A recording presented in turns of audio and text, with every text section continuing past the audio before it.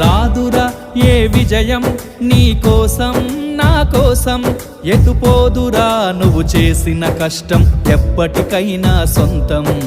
కాలంతో పయనించేవాడికి కానిది ఏముంది, సాధనతోనే సాధ్యమవ్వునని సదాశయంతో సాగర ముందుకు. రాదురా ఏ విజయం నీ కోసం నా కోసం, ఎటుపోదురా నువ్వు చేసిన కష్టం ఎప్పటికైనా సొంతం.